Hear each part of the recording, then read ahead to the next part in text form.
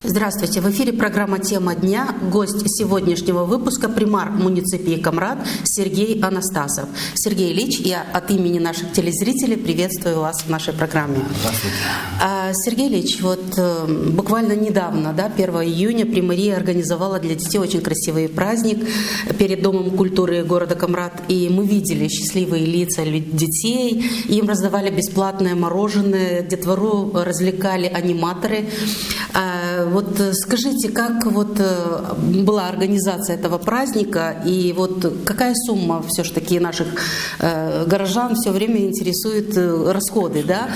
Какая сумма из городского бюджета была потрачена на организацию данного праздника? Во-первых, наши праздники, которые мы проводим в городе, это День защиты детей, другие праздники, они всегда обходятся намного дешевле, чем в других местах. Но когда планируется бюджет, расскажите об этом. Около 50-60 тысяч всего лишь мы потратили на праздник организации Дня защиты детей. И в том числе еще и разрешили проведение праздника параллельно исполнительному комитету. Потому что у нас детей много в городе, приезжает и с юга Молдовы. И праздник мы видели и на площади, очень хороший праздник был организован. Не было никакого соревнования, как там многие пишут, что кто лучше или кто хуже.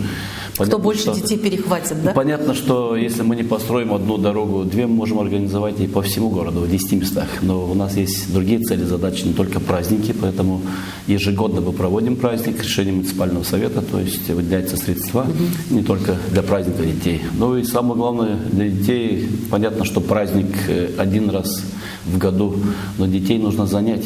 Там мы работаем больше, чем праздник. У нас спортивная школа, около 400 детей занимается спортом. В Доме культуры был проведен ремонт еще недавно Турецкой республикой, чтобы были условия для занятия культурой детям нашим. У нас там тоже 13 образцовых коллективов. Во всей Гагаузии, наверное, около 20, а в Камраде больше половины находится. Поэтому и не только. Если зайдем в наши детские сады, мы тоже увидим, что полная реконструкция, и дети находятся в благоустроенных местах. Все детские сады практически мы отремонтировали. Это все для наших Отремонтировали детей. Что конкретно? Сделали евроремонт, сделали везде, новые туалеты. На улицах у нас уже не старый асфальт, а брусчатка. То есть практически у нас ни одного детского сада не осталось. И утепление произвели во всех детских садах. Это бюджет города или это какие-то проекты вы Нет, в основном эти средства, которые нам поступают из трансфертных средств Республики Молдова, это основная часть. И, конечно же, проекты. И японский проект был привлечен, и европейское село на 9-й детский сад. Сейчас и проект по беженцам у нас также был. Проект привлечен 9-й детский сад. И по всем проектам практически это и немцы, и одним словом, это и Европейский Союз, это Турецкая республика. Цифрами немножечко нам расскажите. Цифрами только один из проектов у нас около 10 миллионов лей. Это у нас 9-й детский сад, это утепление, замена крыш. Это какой год? Это прошлый год. В прошлом году было. В прошлом году, да. Но до этого мы вкладывали в детский сад, наверное, каждый год по 1 миллиону лей. Это уже с бюджета Камрада? Да, с бюджета города, но это трансфертные средства. Наши средства мы тоже расходуем. И были проекты САРТ, СЛП. САД-проект у нас также он был направлен на детские сады для благоустройства их. Это сумма много разговоров было лей. по этому проекту САРТ. На ваш взгляд, как эти проекты реализовались у нас в Гагаузии? Очень хорошо реализовались. И особенно проект САРТ, он был, наверное, самый такой быстрый Город проект. Что получил с этого проекта? Мы детские сады благоустроили. Вся брусчатка, которая была выложена на территориях детских садов, она была по проекту САРТ. Брусчатка по городу? Это наши средства. Это уже местный бюджет. И брусчатку и реконструкция улицы Пушкина, которая находится, это была КФВ, ФИСМ, это немецкие средства с Германии. Это вся улица, она имеет длину больше километра, ширина. Это очень не дешевый проект. И поэтому там средства были частично из КФВ, потом СЛП проект, где туристический центр был. Мы объединили два проекта вместе, но благоустроили эту улицу. Да, вы говорите очень много о проектах, которые привлекаются с Европейского Союза. Да? Почему у нас в Гагаузии, на ваш взгляд, очень не принято говорить про Евросоюз и про европейские проекты, ведь деньги же поступают. Почему так мало об этом говорят наши чиновники? Я сейчас про властей говорю. Это вина, наверное, всех нас. Некоторые это политически делают, укрывают специально, то есть деньги берут из Европейского Союза, но тут же, то есть плюют тот колодец, оттуда пьют. Мы как бы так не поступаем, мы в любом случае понимаем, что местоположение Республики Молдова – это Восточная Европа, и нам от этого никуда не деваться. Мы не можем саму страну, Республику Молдову забрать и перенести на карте мира. И нужно понимать, что мы в любом случае находимся в Европе. И дальше уже люди примут решение, куда они хотят. Люди в просто Европу, мало не хотят. проинформированы. Если говорить правду, как поступают деньги, откуда они поступают и как расходуются, мне К кажется... сожалению, в мире так происходит, что там, где люди работают, у них времени нету на рассказки, то есть рассказывать. А там, где люди не работают, они занимаются сказками. У нас тот же пример, который сегодня есть в автономии, спустя год. То есть мы видим, что только идет работа средствами массовой информации. На праздниках легче доносить до людей, потому что они уже собираются на праздник. А те, которые работают, чтобы благоустраивать город, они должны находиться на какой-то одной из 176 улиц. А там находится всего лишь, может быть, 100 жителей. А на площади собираются 3, 4, 5 и 20 тысяч. И там легче донести. Вот это случается. То есть та лошадь, что тянет, ту и бьют у нас всегда. Поэтому вот так оно случается. Сергей Ильич, есть, конечно, и хорошие примеры у нас, но у нас в городе очень много нерешенных проблем. Вот, и, как всегда, во всем обвиняют примара. Да? Вот недавно произошла авария, насколько мы поняли, и город остался без воды. Что произошло? Потому что многие люди не знают, почему отключают воду и что произошло. И мы видели вот в социальных сетях, выставляли фото с бутылями темной воды, темного цвета. Что же это во-первых, было? недавно у нас заблокировали приезд президента страны, скажем, с этого начнем. Эти вещи не происходили в Кагуле, в Унгенах, в других местах. У них это имеет отношение у них новые, да. Сейчас скажу, у них новое водоснабжение, у них проект GIZ, там, где 20 миллионов евро, то есть где 10. То есть эти города все развиваются. В нашем городе заблокировали, инвесторов выгнали. То есть такое отношение, где нам сложно местным органам власти сегодня быть между молотом и наковальней. А сегодня 8 миллионов евро – это только очистные сооружения, которые Всемирный банк нам подписал, и мы уже работаем в этом направлении. Это 8 миллионов евро, которые будут? Всемирный банк, они уже идут в этом году, уже 20 миллионов осваиваются. Да. Не через Приморье осваиваются, а через их фонды. Мы не участвуем, то есть в проведении тендеров и так далее. Ну и слава Богу. А касаемо той же аварии, если вернемся к истории, то до 2016 года у нас не было проведено ни одного километра водопровода. Это уже с 2016 года по сей день мы проводили за собственные средства около 40 километров новых водопроводных сетей. Это и район Танка, и Зайпужи. То есть наша работа, она видна. Буквально недавно завершилось строительство нового водопровода Заречье. И так мы шаг за шагом работали. Но эта работа должна была проводиться комплексно, то есть не комплексно, все время, то есть каждый год. У нас только Камрад оставался без нового водопровода. В всей Гагаузии 26 населенных пунктов. Практически, наверное, был, конечно, и вот Камрад, 2 города, которым вообще не уделяли внимания. И кроме этого еще и заблокировали работу других.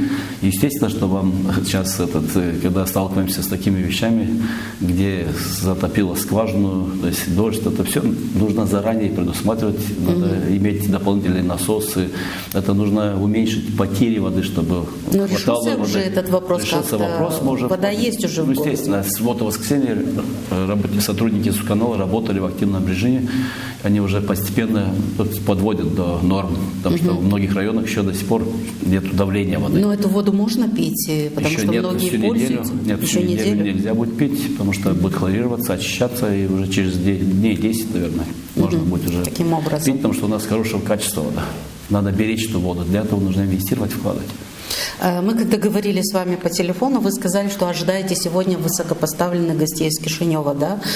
Можете поделиться с нами, что это за встреча, с какой целью, кто к нам приезжает сегодня? У нас высокопоставленные или не высокопоставленные сегодня речь идет о Республике Молдова. Напомню нашим патриотам, псевдопатриотам о том, что мы живем в Республике Молдова. Если вы называете себя патриотами, то вы не можете быть против Республики Молдова. Мы сегодня каждый имеем паспорт. И к нам приезжали всегда, даже в те времена, когда не очень хорошие отношения были экс-башкана и президента нашей страны. И тогда тоже приезжали, и мы тоже встречались. Почему-то сегодня блок «Победа» я не называю, то есть образовался блок «Победа», который Ну, это запрещает. как бы информация всем известна. Я не называю это власти автономии, это блок «Победа», то есть запрещает примарам сегодня, то есть встречаться во благо своих населенных Каким пунктов. образом запрещают? Ну, собирают то есть примаров, звонят, без исполкома нельзя встречаться, без того нельзя встречаться. Ну, если бы в Гагаузию приезжали хотя Без бы... того, без кого вы имеете в Без виду? Без исполнительного комитета. исполнительного То есть, комитета? хотя я смотрел, мэр Кагула почему-то встречается без районной администрации во благо города У них и там работает. не автономия, они просто глава района. Без разницы, что там у нас тоже есть муниципий, есть муниципальный совет, есть проблемы. Если бы мы встречались бы с исполнительным комитетом и с сотрудниками с автономией на всех наших проблемах, но почему-то, когда вода пошла черная, я их там не видел. Почему-то мы были без них, я не предъявляю претензий, почему их там не было. Когда вонял у нас Ялпук весь этот, как его, когда строились коллекторы, я тоже там не видел никого. Кстати, эта проблема как-то решается тоже, потому Проблема что есть еще в Ялпуге запах. уже, как бы, мы решили, осталась главная насосная станция и очистные сооружения. Уже и решится проблема не только в Кабрате сейчас. С очистными сооружениями когда-нибудь это будет у нас? Но я же сказал, что в течение 2-3 лет этот 2-3 проект лет, уже, ага. да, она уже идет, уже работы ведутся, уже немецкая компания выиграла то есть первую часть работ. Это Что туда бумажная в основном работа, это техническая, то есть Документация, документация, да, потому что они не делают обычно просто так, как у нас построены все. Они думают о том, чтобы возможность была подключения и Кирсова, и других населенных пунктов, то есть, может быть, и региональной. А то, о чем не думают власти автономии. То есть, вот вся разница. Я их там не вижу. Вот мы идем сами без них, их там нету. Вот как на какой-то митинг или куда-нибудь, они все там. Ну, так давайте, мне так тоже легче будет.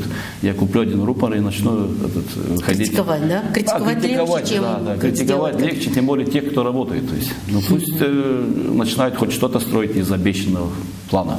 Обещанный план был у них рассчитан на 2 года на Башканских буграх. Уже год прошел.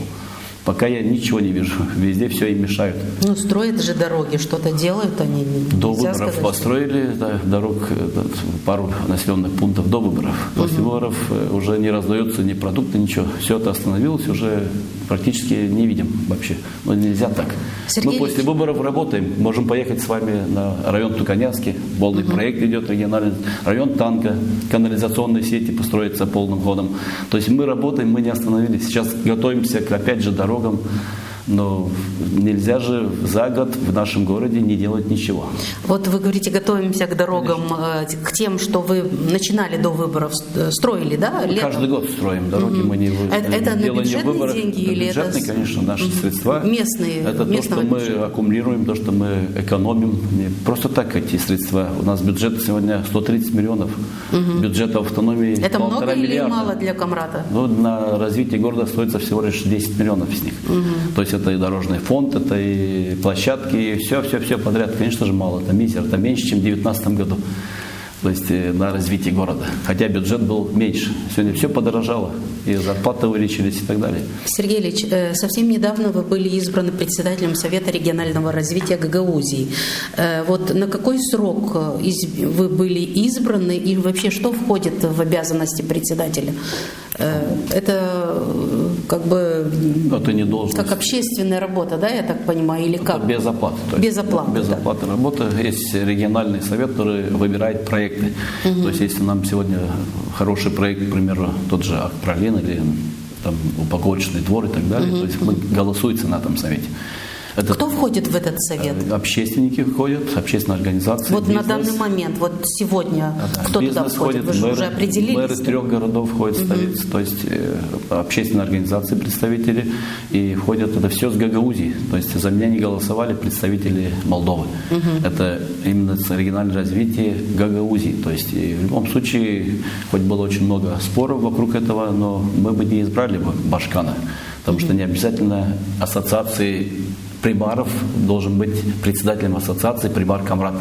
Потому что это столица, и больше нет, это не обязательно. Тут то же самое. Выбирается большинством голосов. А мы избираем не от того, что кто-то занимает какую-то должность. Там мог бы быть и примар Чадзавунги, и даже мог бы быть... А есть если какие-то не- сроки на какой-то срок? Ну, обычно, да, 4 года. То есть. На 4 года Да, обычно, избирается. да. Поэтому- А почему все-таки столько шума вокруг этого было? Что тут такого? Что не заметили, что у нас шум вокруг любого дела хорошего. Если хорошее дело какое-то идет, все, ущемляются права, там, автономии. И вот так. Это политика. Это не сейчас скоро уже будут выборы, и надо каким-то образом оправдать то, что не было сделано. То есть надо укрыть чем-то это. Потому что вы знаете поговорку, которая идет на фоне пропаганды, на фоне патриотизма, религии, происходят самые гнусные вещи, которые могут происходить. Это все на этом фоне. И вот нужно сейчас фон дать Гагаузии патриотов. Ну, подождите, патриотов. Значит, мы ездим в Бали и говорим о том, что у нас вкус мяса забыли. Но это не совсем патриоты. Давайте вы, будучи патриотами, поездите со мной здесь по городу, по другим населенным пунктам, по селам. Узнайте реальные проблемы жителей. Кому нужна дорога, кому воды не хватает, давления. Вот сейчас район Генштик у нас. Мы тоже подали проект. Проект около 10 миллионов рублей. Нам не давать этим людям воду нормальную или нет? Или недавно крузный завод, то есть район В районе Крузный. Геншлик там что-то строится?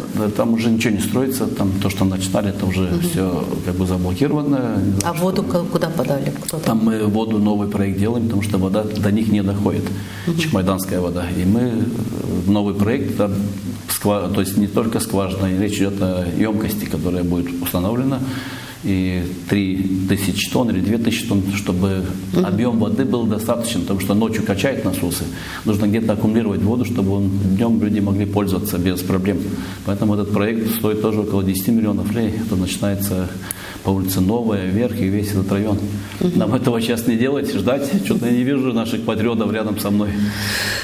Ну, время покажет, может, Что-то их еще нету. увидите, кто Ну, я знает. даже не увидел их в селах. И там я смотрю, на праздники приезжают в села. Вот что в селу нужно? Тоже не спрашивайте их. Как будто это не их проблема. А вот быть в блоке Победа вместе с ними, кричать там жёс, не знаю что.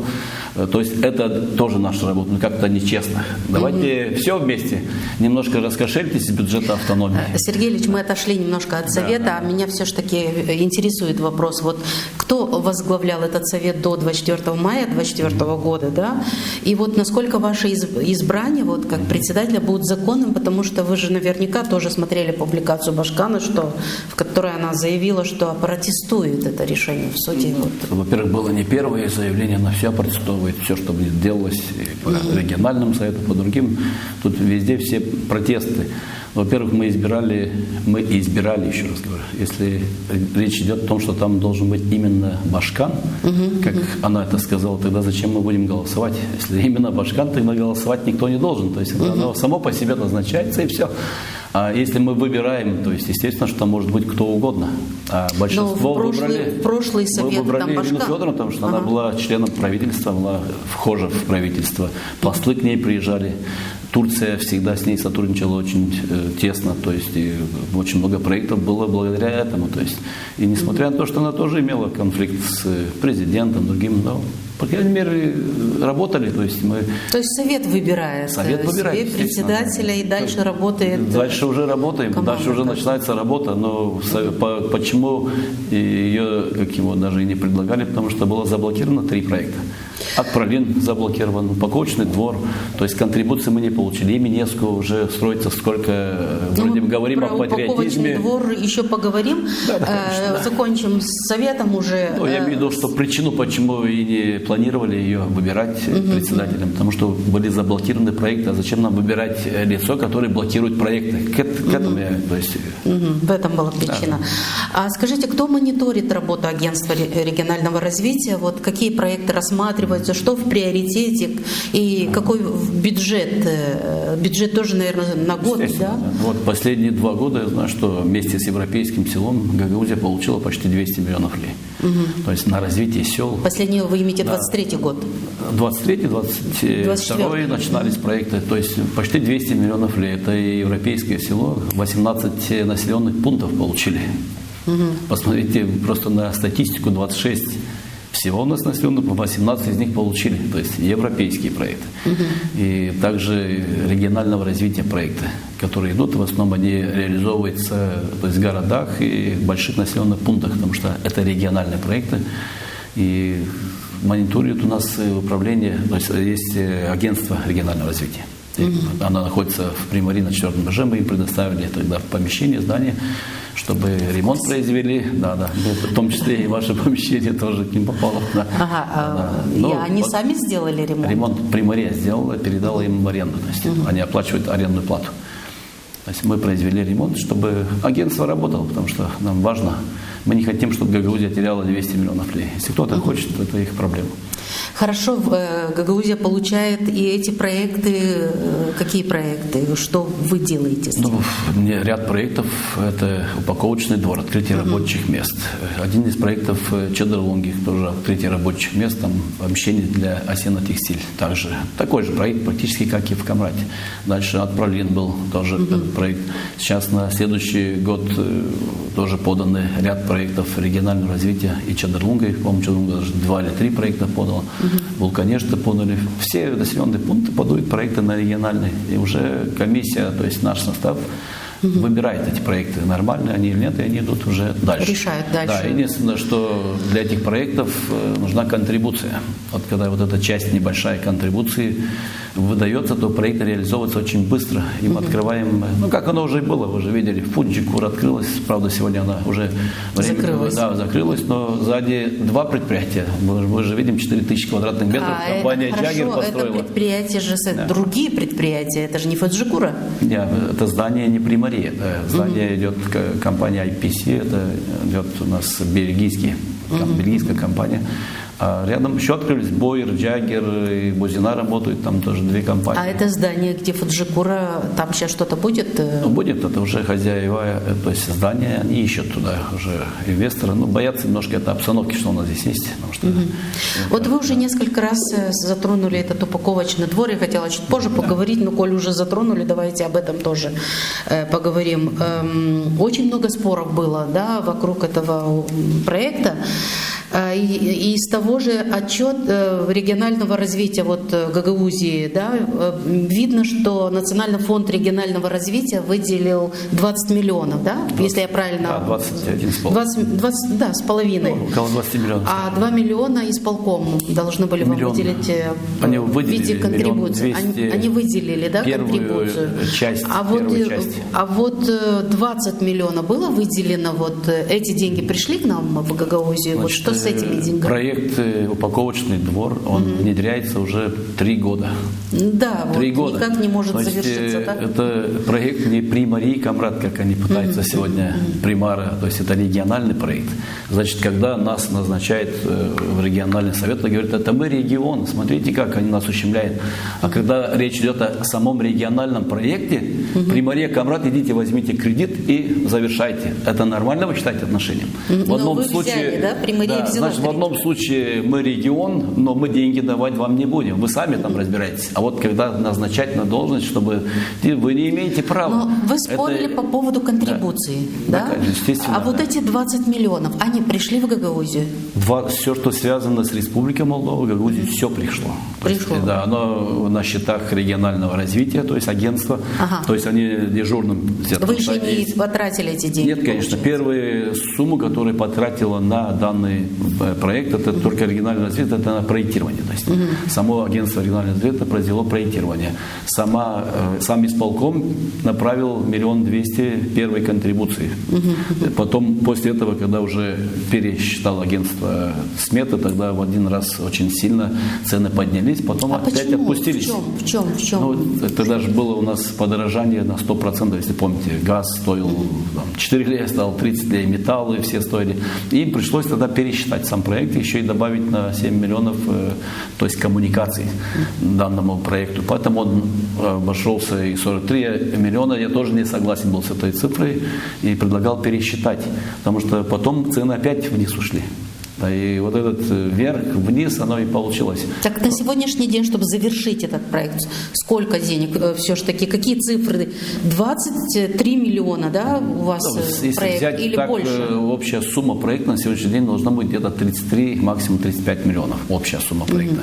Несмотря на то, что 43 миллиона, то есть его сметная стоимость, которая была до этого. Но мы видим по ценам, мы видим такие объекты, сколько стоят. И всегда у нас на тендерах местах где-то 30%, как минимум. Взять даже район Танка, Туканянский.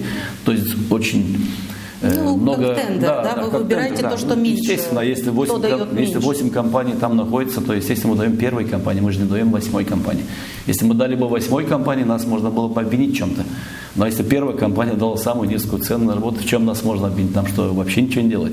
Или там придумали о том, что там какие-то родственники Башкана, не знаю что. У нас тогда вообще не надо ничем заниматься. Но вы говорите, придумали. Люди говорят, на самом деле как? Кому будет принадлежать потом, когда вот завершится этот проект, да? На балансе Примарии? Как это Елизавета, делают? если задают такие вопросы сотрудники исполнительного комитета, их надо уволить немедленно туда. Как могут привлекаться деньги из страны и спрашивать, кому она будет принадлежать? Конечно же, государство, так закон не позволяет по-другому. И когда сегодня, Примарии вы имеете? Естественно, как она может принадлежать частному лицу? Ну вот об этом, если чтобы человек не было такое спора, говорит, надо об этом говорить. да, еще и называет проект упаковочный двор коммерческим. Так а чем он отличается от Черноморского проекта? Он такой же. Также строится тот упаковочный двор там для 70 лет. Также Примария дает в аренду его, как и они дают, как и оно было до сих пор. И никто не... А зачем придумывать эти вещи? И человек получает столько заработных плат 3-4 года, и не один человек, целое управление получали свои заработки, и они не знают, какой этот проект коммерческий такой. Так вы же первые средства вложили. Вы же могли на начальном этапе сказать, что этот проект коммерческий, и мы за него даже не голосовали бы на региональном там совете, и все. Но коль проголосовали, эксперты были, уже все и говорят о том, что нету садов, якобы упаковка нам не нужна. Вы видели в одной стране или в одном магазине без упаковки какой-то товар? Но, честно говоря, я вот такие вещи слушаю, думаю, где я нахожусь вообще, то есть в каком месте. Заходим сейчас в любой магазин, там, в Kaufland или куда-нибудь, везде все в упаковках. Ну, конечно. Вы что-то видите без упаковки? Ну, как можно говорить о том, что упаковка нам не нужна, потому что у нас нет садов и нет продукции? Как нет у нас? У нас достаточно, люди мне каждый день спрашивают, наши сельхозники, когда оно будет, когда мы сможем сдать. А тут нас заблокировали данный проект. То есть мы сейчас опять и как вы выйдете с этой вынуждены ситуации? Встречаться с властями страны, чтобы они нам опять в местном уровне помогали. То есть, и опять же, враги нам должны помогать. Да? Так получается для них. Мы не говорим, что враги... Мы не говорим, власти автономии да. говорят об этом, что-то враги наши. Каждый говорит, это мнение каждого, кто говорит. Так да? нельзя говорить. 18 миллионов леев кредита вы все же берете на реализацию этого проекта? Мы ждем подтверждения Минфина. Из 18 мы 3 миллиона... Подали заявку, да? Да, мы 3 миллиона однозначно берем для завершения работ по Михаилу Миневскому, потому что нам туда тоже не выделили средства. Тогда гагаузские депутаты Народного собрания нарушили свой же закон, и они решили, что на такие объекты мы не будем выделять контрибуции. Хотя в законе АТО Гагаузии прописано до 50%. Тогда никто не просил до 50%, просили всего лишь 6 миллионов для завершения. Позже Министерство образования Республики Молдова выделило эти средства. И сейчас, чтобы завершить весь, то есть полный объем работ, нужно 3 миллиона лей.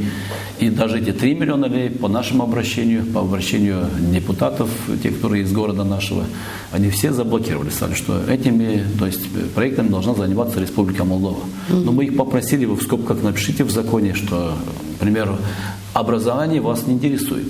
Завтра вас, судя по школам, в каком состоянии находится территория школ, кстати, вам тоже предложение, может, пройдете, снимите территории школ, которые у них на балансе.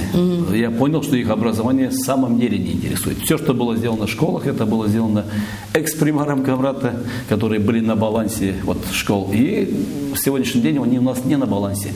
Но по программе GIZ, опять же, Европейский Союз. Все площадки в 6-й школе, в 7-й, и в 5-й, и во 2-й школе, и Миневской. Это все было построено нами, то есть местными органами управления, не региональными. То есть сейчас сравнить сегодня, сколько средств мы вложили в их школы, где у них также трансферты есть, как и у нас, то и сколько они на свои школы. Это просто разница просто огромная. Но нельзя относиться так к образованию. И уже и образование им не нужно. То есть, это... Честно говоря, как будто у нас вся Гагаузия говорит на государственном языке, и нам, и Минеску, других, да, вы сами должны быть заинтересованными, чтобы такие проекты были в каждом. Там же наши дети учатся. Так наши дети, а как на румынском, на гагаузском языке? Как наши дети могут занимать какие-либо должности в Республике Молдова, если они знаю, будут говорить языком? Сами срезайте тот суд, на котором сидите, поэтому мы четко понимаем, что дети должны владеть в совершенстве государственным языком. Тогда они будут занимать и должности. Сергей Ильич, когда я готовилась к программе, я просмотрела сайт Агентства регионального развития Гагаузии, уже чуть-чуть еще поговорим про это, и потом уже дальше другими вопросами. Вот там опубликован документ, который называется «Региональная операционная программа региона развития АТО Гагаузии на 22-24 годы». Там объемный документ, там всего 62 страницы. Все обсудить, конечно, мы не сможем, но вот один пункт меня все же интересует. Там пишут, что пункт 2.2 «Развитие городских центров». Так называется, я не знаю, просмотрели вы этот документ? Да, не просмотрели. Вот говорится в этом документе, что для того, чтобы город Камрад соответствовал своему статусу муниципия, необходимо инвестировать более 1 миллиарда, 1,2 миллиарда или сколько там, леев. То есть, получается, согласно этого документа, нам, чтобы быть муниципией Камрад, нужно еще инвестиции. Вот что вы думаете? Я буквально недавно был в Унгенах. И часто я езжу в город Унгена и увидел, что инвестиции Унгена и Кагул 22 миллиона евро. То есть это один проект, это центральные части городов. Это из Европейского Союза средства были выделены. И центр Унген стал точно как обещал нам господин Шаварница. То есть вот центр Унген, очень красивый центр стал, с такими средствами, естественно, что можно было.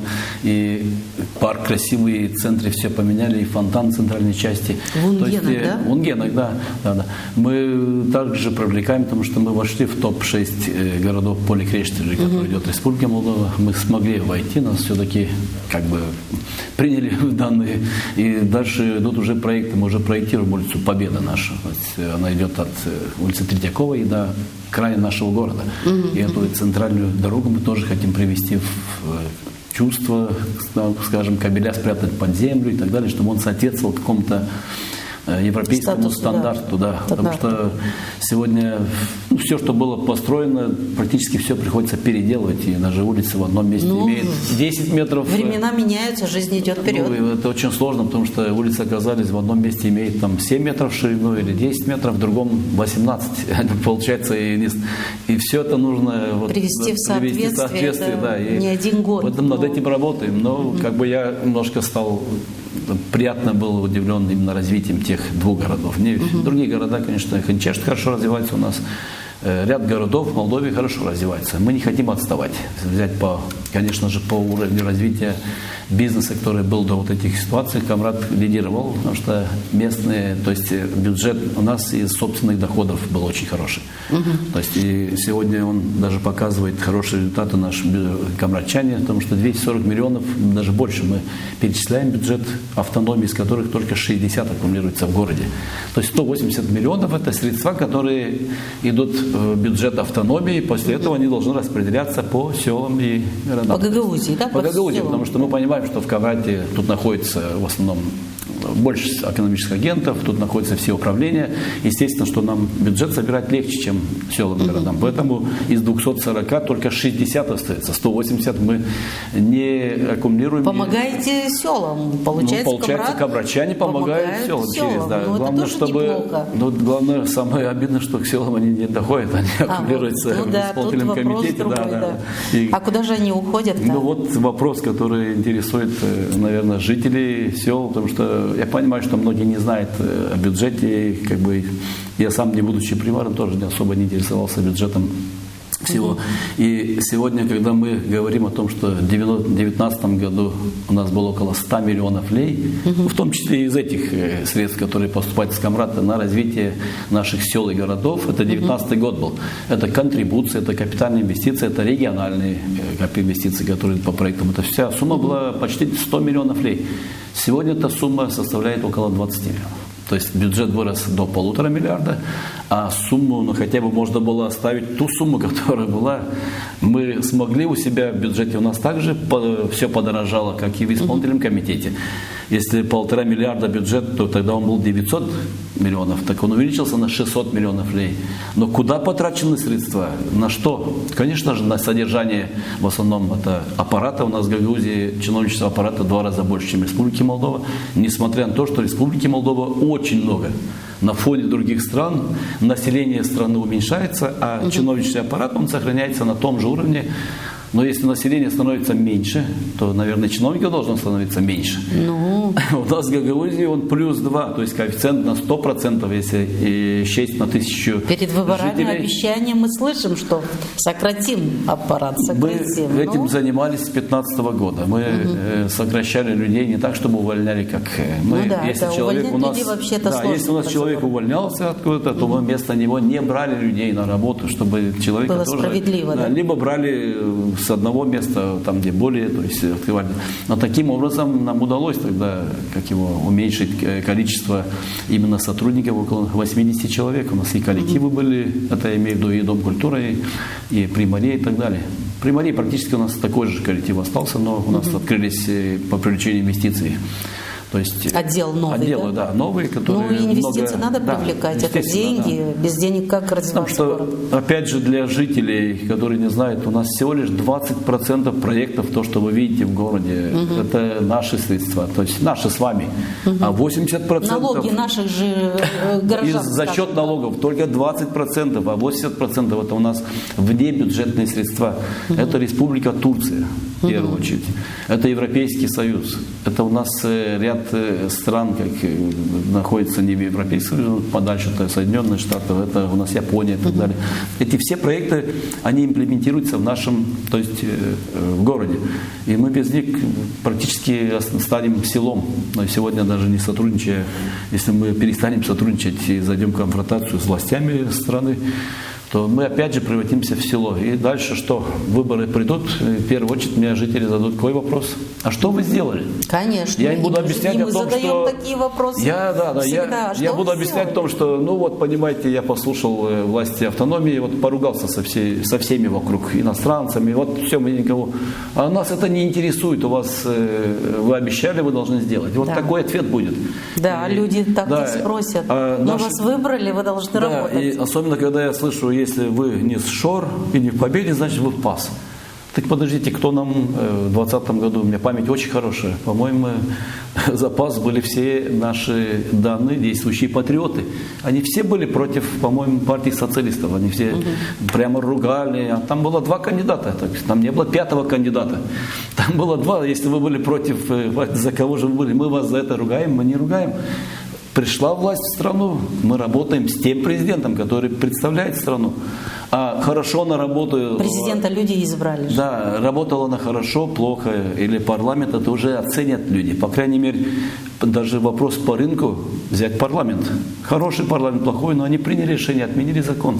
Кстати, 1252. про рынок и про закон. Значит, А хорошие что там депутаты нам отменили? не отменили, а вот плохие, на Раскройте взгляд чуть-чуть наших, здесь они, скобки, значит, потому отменили. что многих интересует, что значит отменили закон, что, о чем это? Значит, у нас был закон о действии потреб кооперации на территории Республики Молдова. Этот закон практически стал неактуальным с 2007 года. Но в любом случае они каким-то образом через судебную систему, не оттуда, они начали пользоваться тем, что якобы закон 2000 года, 1252, позволяет им пользоваться переданными им землями, то есть до момента их скончания, без возмездия, без ничего. То есть что нарушает законом 2007 года, 18 там, где четко в законе указано, что без конкурса, без аренды, то есть невозможно никому давать. То есть они нас поставили, опять же, местные органы власти между молотом и наковальней. Тут суды выносят, якобы 1252 закон позволяет коопу пользоваться землей, а тут другой закон говорит, вы не имеете права без аукциона аренды. Но еще и понимание переданные. Переданы, это когда есть согласие собственника, кем является Примария, и передача производится у нас не на словах, и на основании какого-то закона, а документально. Да, документ. И переданные они кому-либо определяет кадастр. Кем вы являетесь или я являюсь, определяет паспорт. Кому передали, опять же, является кадастр. И на эти все вещи, то, что за нами земельный участок, она в кадастре собственности, никто даже не обращает внимания. То есть. И после этого вот мы ходатайством выходили еще с 17 года, 18 года. Прошли очень много парламентов, то есть ни один из парламентов не мог отменить данный закон. Я не знаю, с чем это было связано. Но буквально вот в этом году данный парламент, который сегодня есть в большинстве, они отменили данный закон. Ни один из депутатов, которые представляют левые силы, они практически не голосовали за отмену. Так какие же вы патриоты сегодняшние? И что этот закон сейчас вам дает? Отменен Какую закон. возможность? Дальше мы уже снова идем судиться и добиваться того, чтобы земельный участок за примарии мог приносить доход городу, а не кому-либо. Это То все-таки есть полгектара. аренда, аукцион, тендера, да? Даже если не аренда, не аукцион, то люди, которые там То есть примария будет работают, решать, кому? Примария уже будет решать, кому, исходя из того, что находятся 400 человек, которые торгуют на данном, а не 400 рабочих мест практически. И мы не можем сегодня просто, а уже муниципальный совет Но это же не только для Камрата, да? Это да, отменили по всей стране. По всей стране это будет закон. Потому что у нас были интересные судебные решения в Чимишли по отношению к рынку Чимишли. Суд выносил решение о том, что это закон 1252 не актуален, и он уже, то есть, не действителен. По отношению к Камрату закон 1252 актуален и действителен. То есть один и тот же закон в Чимишли он не актуальный, а в Камрате актуальный. Вот с тем, чем мы сталкивались здесь столько времени. Кстати, Народное собрание, мы тоже отправили письмо о том, чтобы они нам помогли, потому что есть еще и Гагаузский закон какой-то по кооперации. Даже ответа не получили. Настолько они с нами решают проблемы, очень сильно решают проблемы с нами. Вот молодцы, они так хорошо устроились за счет средств, которые поступают из бюджетов, за счет тех средств, которые Молдова дала в 2014-2015 году. Больше, то есть Гагаузии. Они очень хорошо устроились. Зарплаты получают уже не один депутат, два, уже все 13. И машины, все есть.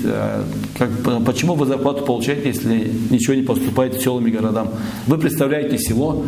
Село получило в прошлом году 300 тысяч лей, и тот депутат, который представляет село, он может зарплату получать такую же сумму. Еще, то есть это нормальное явление, это ненормальное. Тогда как сумма, которая сегодня больше, чем в другом любом районе, она составляет на сегодняшний день около 500 миллионов 400. Это вот эти все социальные программы, все, что есть, это все за счет тех средств, которые дала нам Республика Молдова. И сегодня, если взять, посчитать на душу населения, какой бюджет в Кинчешском районе, в Бессарабском, вот в разных районах, то эта сумма составляет у них 6-7 лей на душу населения, на 6-7 тысяч, а в Гагаузии это 10. То есть 10-11. Практически мы имеем на процентов 30-40 средств больше, нежели в любом другом районе.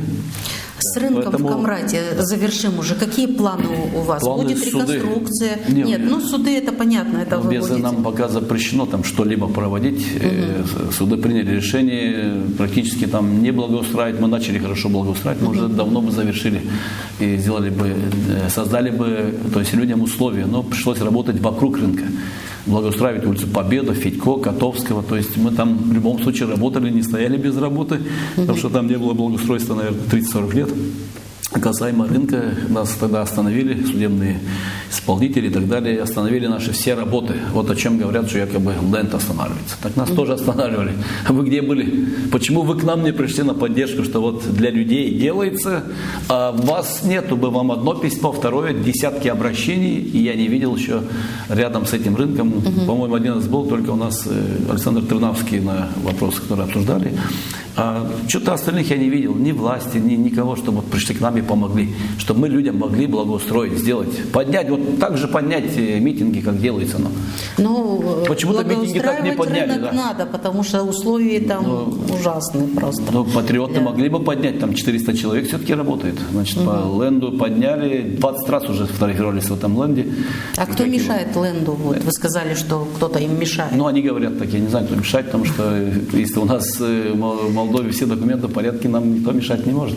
Я не помню, чтобы у нас, если есть проект на объект, на что-то, то есть нам, чтобы кто-то мешал, я такого не припоминаю. Сергей Ильич, возвращаемся опять к этому региональному документу, совету, да, развитие городских центров, да, пункту 2.2. Вот вы потом изучите более детально этот пункт, потому что очень много интересного там.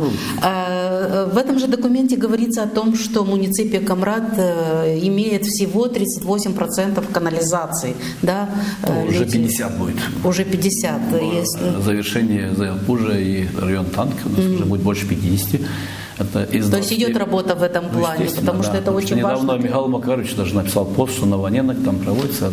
Только я забыл сказать, что до своего ухода в Камраде не было построено ни одного километра ни канализационных сетей, ни водопроводных. Именно в Камраде. В Чедруге лучше ситуация. Ну, слава богу, что хоть в Чедруге есть, как его. А у нас мы с 16-го года с муниципальным советом каждый год строим. Невозможно построить то, что не было построено десятилетиями, буквально за короткие еще и дороги к этому. И это в Камраде ситуация очень сложная, потому что, к примеру, в Чедбунге сегодня построить дорогу нужно только, канализация есть. А в Камраде, когда мы сталкиваемся с тем, что нужно построить дорогу, то понятно, если улица широкая, мы строим эту дорогу. А если улица узкая, мы обязаны канализацию провести потом, потому что мы не сможем там работать. И наши расходы увеличиваются в разы. То есть у нас нету этого. И все равно мы стараемся. Предусмотрено в бюджете, да? Как бы надо, опять же, надо привлекать деньги. Нельзя налоги, надо понять одну вещь, что налоги жители оплачивают каждый год.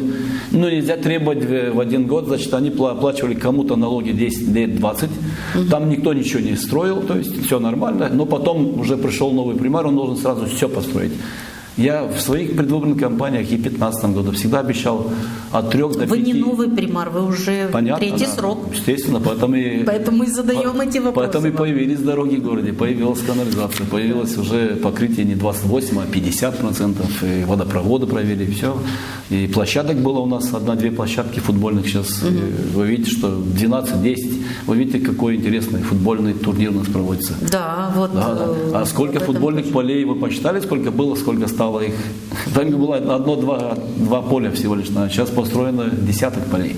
Это тоже, наверное, средства. Да, это средства, европейские гранты опять. Европейские и местные наши средства. Мы тоже строили. Вот сейчас в первой школе тоже европейский грант тоже привлекли, тоже строим поле футбольное. Еще один пример я приведу с этого документа, и больше не буду затрагивать этот документ. Вот, там же написано, что город не имеет общественного транспорта. Здесь, мне кажется, сложно с ними не согласиться. Общественный транспорт есть, но... Общественный транспорт, городской транспорт. То, что есть у нас общественный транспорт, это частный транспорт. Да? А вот я хочу задать такой вопрос вам. Вот, возможно ли вообще организовать у нас в городе бесплатный общественный транспорт, как в других цивилизованных городах? Например, я была в Таллине, там для горожан бесплатный проезд, общественный транспорт. И нету вот этого загромождения, пробки с машинами в центре. Люди садятся в общественный транспорт и катаются. Опыт перевозки, может быть, опыт Таллина, там валовый продукт у Таллина, наверное, 20 тысяч. Ну, город, конечно, там больше, естественно, согласна с вами. Там разные, да и Таллин еще находится в Европейском город, Союзе. У нас меньше расходы в таком случае. Мы не в Европейском Союзе. Таллин находится в Европейском Союзе, и даже взять сам Таллин, я, сколько знаю, там, по-моему, несколько миллиардов долларов только было из Европейского Союза. Но, Сергей Ильич, смотрите, здесь у нас в программе есть. Как наши горожане, они платят налоги, правильно? Вы же сами говорили, что горожане платят налоги. А организовать комитету, да, нам не очень. Из 240, 60 наших, вы хотите 180 сказать, что я должна этот вопрос задать исполнительному? Обязательно, да. Куда? Это в первую очередь, потому что я же вам привел цифры 240, 60 у нас, 180 у них. Кому больше вопросов нужно задавать? Хорошо. Зададим им вопросы. У нас речь о транспорте сейчас идет, социальный транспорт и так далее, это проекты. Это речь идет о электромобиле, то есть транспорте. Мы прежде чем дать бесплатно, мы должны бесплатно хотя бы получать энергию на них. Это должно быть зарядки солнечной энергии и так далее, и так далее. То есть мы должны, опять же, привлекать огромные средства. Там один автобус электron стоит от 100 до 300 тысяч долларов. Это практически один автобус стоит ровно столько, сколько у нас денег на развитие всего города. То есть, если мы 2 автобуса приобретем, то каждый год, значит, не нужно несколько лет делать дороги. У нас дороги спрашивают люди в первую очередь. Я пока к вам сюда приехал, мне уже звонили. Хорошо, тогда и инвестиции. Ну, ищем не Ищем бюджетные, варианты, естественно. проекты. А вот, так я же вам сказал, 20% наши, 80% мы ищем. И потом, когда говорят, что у нас вот налоги поступают, и что примар, он просто сидит и больше ничего не делает. Ну, так неправильно, потому что и Чадамуги примар работает, и конечно, так и все должны искать эти средства. А чтобы искать средства, нужно еще и найти саму вот эту политическую составляющую. Не так просто. Вот, контакты. Да, когда жители тут не хотят того, ну, к нам и не приходят никто. И поэтому меньше нужно рупорами ходить. Надо молча развивать наш населенный пункт. Кстати, ваше мнение по поводу того, что к нам никто не идет, ну, вы имеете в виду с нашими властями региональными, да? Никто. Вот ваше мнение по этой ситуации. Куда эта ситуация нас приведет? К хорошему точно не приводит, потому что я слежу за ситуацией с 90-го года, то, что творится в постсоветском пространстве. И всегда конфликты начинались маленьких, то есть где малочисленные народы были, либо то есть народ в меньшинстве были в той стране, и оттуда всегда начинались. И после этого уже подключалось. Это не исключением является ни Российская Федерация, ни Молдова, ни Украина, ни другие. То есть не исключением нигде, везде одна и та же ситуация. Поэтому если что-то может и начаться, то оно может начаться, вот ущемляет Гагаузию. Вот я же слышу это сейчас, о чем речь идет, и меня это настораживает. Вот нас тут ущемляют. А о том, что нам дали на процентов 30-40 больше средств, об этом не говорят. То есть это укрывает. Так, подождите, таким образом может восстать сейчас и другие районы могут восстать Молдовы. Почему наши дети кушают в детских садах, а их нет? И так далее. И как нас могут ущемлять, если наши дети бесплатно кушают в детских садах, школах и так далее. Нам дали чуть больше средств, но при этом мы кричим о том, что нас ущемляют. Ну, это логически как бы я не могу понять. Дали нам больше средств, чтобы нас ущемить, что ли? Так дайте нам ущемить нас еще. Ущемите нас еще раз, то есть дайте нам еще средства. То есть, значит, исполнительная власть не ущемляет местные примарии, потому что не дает нам средств. То есть с 100 миллионов дошли до 20. Они нас не ущемляют. То есть мы тоже можем сегодня восстать, все местные органы власти, заблокировать им ход туда тоже исполнительный комитет или как там сделать и требовать, чтобы они нам из тех средств, которые Молдова отдала, хотя бы выделяли 100-200 миллионов на все. Это по-народному это уже называется разбор. Но мы этого не делаем. Конечно. Берите пример у местных органов власти, не делайте вы вот этот шоу, не за выражение. Возьмите свою программу, которую вы написали на башканских. У вас там есть, смотрю, и аэропорт, есть и ленда, есть и дороги. Мы сейчас вот привлекаем, вы спрашиваете дорогу как центр, как в Унгенах, да? Но это было в программе у Башкана. Я там увидел город Камрад, центральную часть. Там даже трамвай ездил. Ну, так давайте заниматься этим, если есть эта возможность. Какие проблемы? Мы вам поможем. Давайте сделаем наш город красивее. Но нам не давать средств и запрещать нам куда-либо ездить, это как-то вообще не клеится. Трамвай это интересно. И про аэропорт я знаю. Трамвай не там знал. в ролике. То есть, там, в ролике. Да, там каждый новорожденный 1000, по-моему, долларов. 30% там поднятие зарплат, пенсии, там все это есть. Ну, обещают, обещания, наши люди умеют верить, да, перед выбором. Ну, наши верят, да. Доверяют. Я тоже слышу о себе очень много, как начали эти атаковать, особенно примара Камрата, чуть ли не врагом народа сделали, и людей очень легко сегодня. А причина? Причина в том, что я не в блоке Победы, наверное. То есть и все, меня уже сделали и пасовцем, не знаю кем. То есть то, что они сами встречались, я могу выложить вам, если хотите, привезу кучу фотографий. С каждым патриотом и с президентом. И я же не могу сказать, что они пас, коли они имеют фотографии или встречи. Вы занимаете такую должность, вы должны быть готовы к тому, что об этом будут они-то говорить. объясняют по-другому людям, но у них-то в руках, наверное, больше средств на средства массовой информации, чем возможности примара Камрата и возможности целой группы изображений. Вы хотите сказать, что сейчас вам ограничивают средства массовой информации? Естественно, на ГРТ уже даже не снимает наши эти мероприятия. Вы снимали наше мероприятие, ГРТ не снимала. Потому что ГРТ уже, оно работает как бы, я не говорю, там, что сотрудники виноваты или нет, об этом речь не идет. Нет, мы всегда работники, говорим причем работников куда относить. Даже вот сейчас весь Камрад, юг Молдовы были на этом чемпионате по футболу, то, что мы организовали, там тоже не было ГРТ. Сергей Ильич, еще одна вот немаловажная сегодняшняя тема – это война в Украине. Как город Камрад оказывает помощь украинцам-беженцам? Сколько их в нашем городе проживают на сегодня? Чем Приморье им помогает? Финансово, жильем, продуктами? Вот расскажите об этом. Практически ни одного лея Приморье из собственного бюджета не расходует на них. Это единственное, чем мы помогаем в первую очередь, это, конечно же, вниманием. Мы им помогаем в документальной части, мы списки составляем, а помощь оказывают у нас международные организации.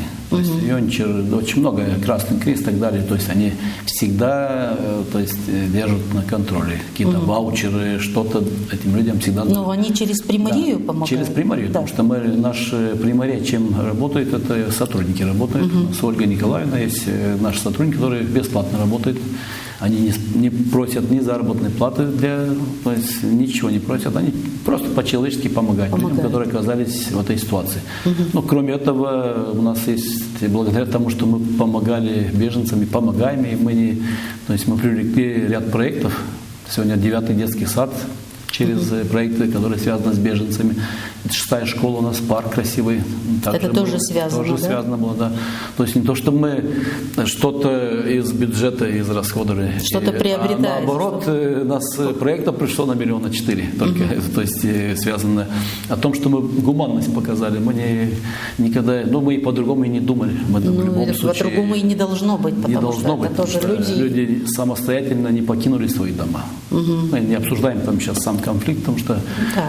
Пусть политики обсуждают. Это уже политики. Наша задача помочь, то есть это быть и сделать все, чтобы у нас не было этого. Потому что почему сегодня я всегда нормально, то есть отношения были с исполнительным комитетом, хотя было очень много таких причин, чтобы поругаться. Но сегодня я просто вижу, что не туда она идет, Гагаузия. Нас ущемляет, нас не знаю что. Это как-то не культурно уже даже. Делайте свою политику. Есть выборы. Народ вас оценит, делает. Но я просто хочу обратиться к нашим жителям и попросить о том, чтобы выбирали по делам, а не по словам. Слова у нас у всех очень красивые. Возьмите, просто посмотрите, что было сделано. Если ничего не было сделано... Что обещано и что было сделано. Что было, хотя бы половина, не говорим, что аэропорт дорогой, трамваи дорогие. Давайте хотя бы процентов 20 того, что было обещано, процентов 20 хотя бы. Но нельзя было столько много.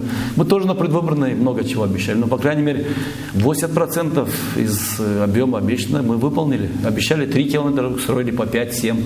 То есть где-то больше строили, где-то меньше. У нас дорог вообще не было в городе. У нас сегодня практически везде дороги нормальные, везде, где вы сейчас говорите больше про окраины города, да? Потому что окраины, а в центре тоже. В центре тоже. А кто делал эту дорогу здесь? Их тоже не было. Вы же не помните улицу Освобождения с плитами, улицу Федько, все глыбы асфальта. Мы начали с центра города. Есть еще. С дорогами у нас еще очень много проблем. Естественно, если их не строить 30 лет, то естественно, что будет. Их строить нужно еще много и много. Естественно, этим занимаемся. Невозможно. Дорога-то гораздо дороже, чем давать по 2000 лей этим жителям по улице. Если построить дорогу по улице Бендерская, к примеру, там где-то 200 человек проживает, надо потратить 3-4 миллиона лей. А чтобы им раздать 200 человек, им нужно 400 тысяч. Вот вся разница. Можно раздать, то есть в виде помощи или там чего-то, но дорога дороже намного, и под ней еще и канализация и так далее. Этим нужно заниматься. Это думать о будущем, да? Как дешевле раздавать, то есть сегодня помогать, и люди больше-то и понимают. А что делать? Мы не можем оставить город еще много лет без дороги. Надо привести город без канализации, без дороги. Поэтому строим. А эти дренажи, вы же помните, вы работали раньше. Конечно. Затопленные подвалы, район Московский. Эту проблему тоже мы поднимали тогда. Да, забыли эту проблему. Она, наверное, так решилась по щучьему велению. Пришел, то есть, не решилась она так по щучьему велению. Нас там тоже тянули, что якобы мы там что-то незаконно делали, не знаю что. Вот как сейчас говорят там. По крайней мере, мы это сделали. Кто работает, всегда есть проблемы, всегда сталкиваются с трудностями, это же понятно. Сергей Ильич, в октябре пройдут президентские выборы у нас. Как вы думаете, поддержит ли наш город Камрад проевропейского кандидата? И что вы думаете по поводу референдума, по вопросу, поставленному на референдум? У нас, я смотрю, в последнее время, что бы ни делали власти страны, все на дыбы. Значит, говорят о референдуме, говорят, нельзя его, он там что-то принесет нам, не знаю, какое-то объединение или что-то. Но в 2014 году мы проводили в Гагаузии, это нормально. В 2014 это нормально мы проводим, то есть вот сегодня референдум это плохо. Ну как это понять? Молдова средства нам выделяет, это плохо. Исполнительный комитет примарам средства не выделяет, это хорошо. Мы что, уже где-то летаем уже или как, вот я не могу понять. Как может быть референдум воли и изъявления народа? Об этом мы именно говорили в 2014 году. Я сам участвовал в этом референдуме. И никогда здесь не сказал о том, что референдум это плохо. Это всегда хорошо. И, по любому вопросу, конечно, можно даже по городу организовать. Начали статистику, то есть считать сегодня подсчет населения делать, и какие и там нашлись. Зачем? Так мы всю жизнь, и советское время, через каждые 10 лет, у нас, помню, в советское время и деревья считали, и все считали. Это нормальное явление. Так провели же у нас в городе опрос, разве? Провели, но все равно, так скажем, в двух словах мягко мутят воду. Зачем этот опрос? Зачем мутить воду вообще? Это всегда проводилось. И на это тоже говорят, что это тоже что-то плохо. Ну хотя бы для того, что на местных выборах у нас 90 тысяч избирателей, на республиканских 130 тысяч. Да? Надо же разобраться. Да, особенно в Киевском Раде в том числе. Да. У нас как бы традиционно за президента здесь обычно не голосуют, хотя вот в 2020 году наши нынешние наши патриоты, которые сегодня рупорами ходят, они тоже очень сильно агитировали против левого кандидата. Ну, естественно, если против левого кандидата, значит, агитировали за, то есть, правых кандидатов, за проевропейского кандидата. Они все агитировали, но в любом случае процент был не такой большой. Это традиционно здесь уже так. И тут практически очень сложно как бы изменить людей. И, может, и не надо менять никого, пусть сами люди решают, люди что им делать. Решают, да. А мы, местные органы власти, будем и дальше работать с любым президентом, с любой властью, которая будет в нашей стране. Ну, наверное, это нормально. Готовы работать и с властями автономии, никто не против, но главное, чтобы нас собирали не по политическим каким-либо, а собирали по вопросам наших населенных пунктов, вопросы канализации, водопровода, как это делает Республика Молдова. Нас сколько раз не собирали, еще не слышал там, что нам говорили, вступайте в партию там или куда-то, нам об этом никто не сказал. Речь всегда шла о упаковочном дворе, речь шла о проектах и так далее. И ни один примар сегодня, никто даже этих примаров сегодня не агитирует ни за что, они сами себе сделали, не только примар Камрата сегодня в такой вот позиции, но и Чедарлунга, и Вулканешт, и практически, наверное, 80% примаров. А что будет делать примар, если исполнительная власть там не выделяет ни лея практически? Ну, что-то они, наверное, выделяют, не совсем. Очень мало. В этом году 1,5 миллиона лей, наверное, мы планируем на весь город получить. Село, наверное, 300 тысяч будет. Но это из незавражения с 500 миллионов лей можно было бы учесть мнение тоже примаров. Но с 2019 года собрание народное и так далее, они нас вот просто вот игнорировали. У вас есть свой бюджет, а ваш бюджет тогда для чего? Люди в собственном котле. Где проживают люди у нас? Где-то живут, кроме сел и городов. Вот где-то же кто-то живет еще. В лесу. Как ваш бюджет может быть не для села и для города? Вот каким образом? То есть эти 400 миллионов, он разве может быть не для села и для города? Ладно, 200 из них это социальные проекты, ладно. А дальше 200 где? Ну хотя бы 100 миллионов вы можете разделить по селам и городам, чтобы примары могли решить хотя бы проблему с водой. Там, то есть вот такие проблемы хотя бы решить. Нет, и тут взяли, урезали все до минимума практически. Вот с 2019 год это было 100 миллионов, в 2020 году это меньше, и дошли до суммы 6,5 миллиона – это местные проекты, которых, возможно, и не будет. На 24 год? Да. И еще 7 – это региональные, они принадлежат. 20, якобы 20 – это контрибуции. Эта сумма общая из 100 дошла уже от 20 до 40 миллионов. Но это практически что 26 населенных пунктов. Сергей Ильич, еще один вопрос просто не могу вам не задать. Проект ЮФАТ по посадке леса. Вот что с этим, как завершился этот проект? Насколько мне известно, вы должны были, Приморье должна была вернуть эти деньги, да? Или как-то вы решили этот вопрос? Речь, если идет о посадке деревьев, то у нас очень хороший проект Ялпуге был, деревья уже 7 метров. Кроме Ялпуга. Сейчас я расскажу, да. 7 метров. Дальше проект, который был ИФАТ, сам проект был через 30 сантиметров. Это 40 тысяч деревьев. И за сумму там 400, получается 10 лет. 650 тысяч лей. Да. Ну, за 10 лей с работой вместе, понятно, что проект не будет приниматься все 100%. Тогда была высадка, сам ИФАТ пришел, проверил работы. То есть мы не проверяли, там же комиссия пришла, проверила, но увидела, что все высажено. То есть и они иначе бы не выделили бы средства. В бюджетной сфере нет такого, что вы не высадили и получили средства. Такого не бывает. В проектах я... Дальше уже, когда уже посадка, нужно беречь за деревьями. Это равносильно родить ребенка и оставить его без присмотра. Он каким, так вы, получается, не сберегли? Да, мы дальше уже, ребенка. площадь была большая, эти года были очень засушливые, очень сильно. И естественно, что эти 10 гектаров поливать надо было еще больше средств. То есть, а там еще и поднялись тогда заработные платы, все, и практически мы не очень отнеслись к тем деревьям, то есть не смогли отнестись нормально, поэтому 30% была приживаемость. Ну, исходя из того, что они через каждые 50 сантиметров, как бы это тоже получается нормально. В этом году мы посадили еще деревьев, высадили. В этом году досадили. Те деревья, там что-то сохранилось, конечно, что-то растет? 30% 30% есть? Да, конечно. Мы в этом году еще высадили около 10 тысяч деревьев.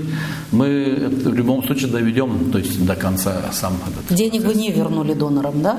Мы не будем возвращать. И не будете возвращать. Но не Приморье должна, по-моему, те, которые проводили работы. Нет, я же вам объяснил о том, что работы, те, которые проводили, они провели и сдали нам дальше. Вам, как они могут вернуть средства, если они эти работы провели, ИФАТ проверил, комиссия пришла. Дальше уже сама Приморье должна была следить за теми средствами.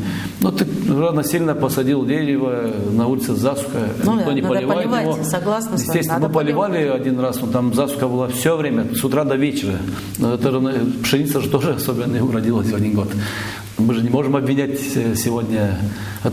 Можно тогда больше не высаживать деревья. То есть, получается, примар Камрата, чтобы не рисковать, можно и не высаживать. Так будет правильно? Ну, я думаю, что это еще правильно. хуже. Естественно, даже если с одним объектом не очень получилось, мы это признаем, но другие-то объекты, деревья красивые, нормальные, завезли чернозем, это был хороший проект. Это тоже были внебюджетные средства, кстати. И про Ялпуг. Да. Что там планируется, что за проект, зона отдыха, что там будет? В Ялпуге мы планируем и спортивный комплекс у нас, проектируется уже комплекс.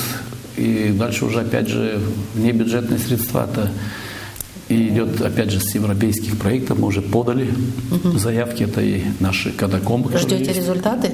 Они идут, они в течение 2 лет. То есть есть результат, что вы выиграли уже этот проект, да? Мы еще не 100% выиграли, но первые этапы мы уже прошли. То есть проекты уже приняты. И, скорее всего, будем выиграть, потому что это совместно с городами из Европейского Союза. То есть это общие проекты идут. Невозможно такие проекты внедрять только одному городу. И многие в Республике Молдова, кстати, очень много городов, которые работают с городами из Европейского Союза, они очень много проектов тоже внедряют в свой город. Мы по этому пути тоже идем. Не можем мы сегодня отставать. В деревню превращать наш город мы не собираемся. Политики приходят, уходят, а все это остается. А все это остается городу. Все абсолютно правильно. Сейчас нас смотрят наши телезрители, наверное, думают, вот постоянно Сергей Ильич говорит про этот Европейский Союз. А в чем интерес Европейского Союза так помогать Камрату? Вот, прямо слышу эти вопросы вот с той стороны экрана. С той стороны экрана, да. А что я говорю об этом? Я сказал один раз, что мы тут находимся, а уже будет референдум или будет общее, то уже люди решат, куда им. Меня, честно говоря... Не в плане референдума, а в плане проектов, которые Европейский Союз нам помогает. И это правильно, я вижу тоже эти проекты. Из 100% проектов, если общие проекты у нас, я беру за 6 лет, были на сумму где-то 1,5 миллиарда лей для города, то есть это включая и объездную дорогу. А то я слышу тоже про объездную дорогу, там даже закрасили там. То есть слышу о том, что в любом случае Молдова обязана была нам строить, потому что транспорт через Жужулешт ехал. Так он ездит через Жужулешт не только через Камрат. но через многие города ездит, но там еще нет объездных дорог. И почему-то эта дорога была построена именно в Камрате.